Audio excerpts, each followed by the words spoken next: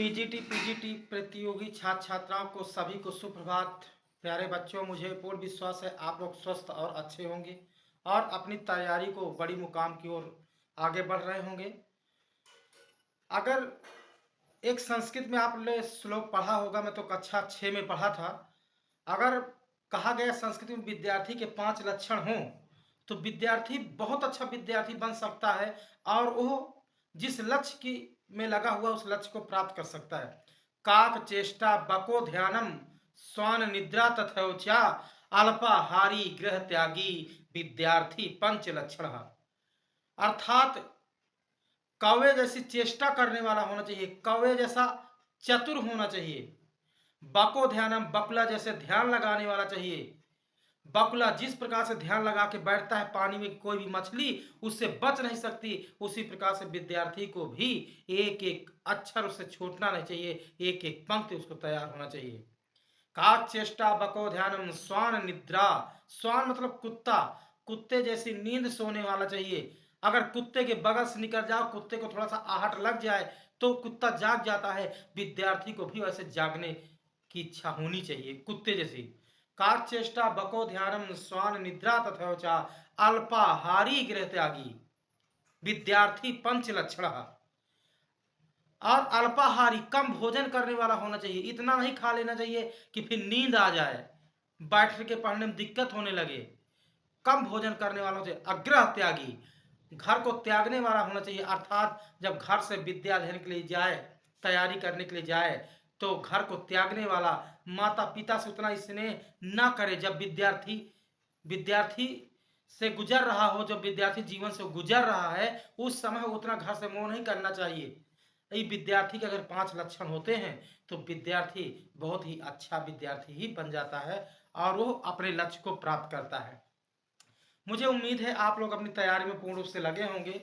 जिस प्रकार से हम लोग एक एक कड़ी को, संस्कृत के टॉपिक को, जो हिंदी में संस्कृत का पार्ट आता है, एक एक टॉपिक पढ़ रहे थे, उसी टॉपिक में एक नया टॉपिक लेके आया हूं मैं, संस्कृत कवियों का निवास स्थान। संस्कृत कवियों का जो निवास स्थान है, उनका जन्म स्थान कहाँ पर है, कौन सा कवि जहाँ कहाँ पे उसका जन्म हुआ है, कहाँ पर पैदा हुआ है, ये आपके परीक्षा में पूछा जा सकता है। देखिए क्वेश्चन आप सभी कुछ पढ़िए, क्योंकि पेपर वो होता है, अक्सर यही होता है कि जो चीज हम पढ़ के नहीं जाते पेपर में वही पूछ लिया जाता है। इसलिए एक एक चीज पढ़ के जाइए, कोई चीज छूटने ना पाए। चलते हैं आगे। कालिदास।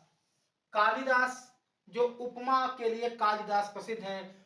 उपमा कालिदास से भारवे अर्थ गौरव दंडी पदलालित्यम माघे त्रयो गुणा।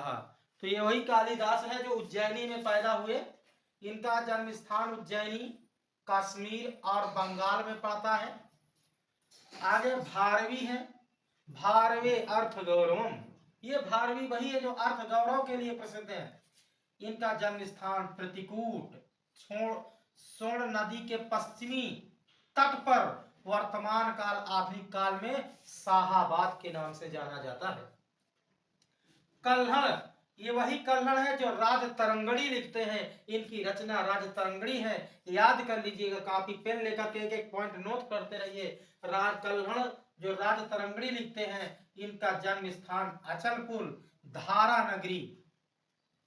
पाणिनि, पाणिनि का जन्म स्थान कश्मीर है।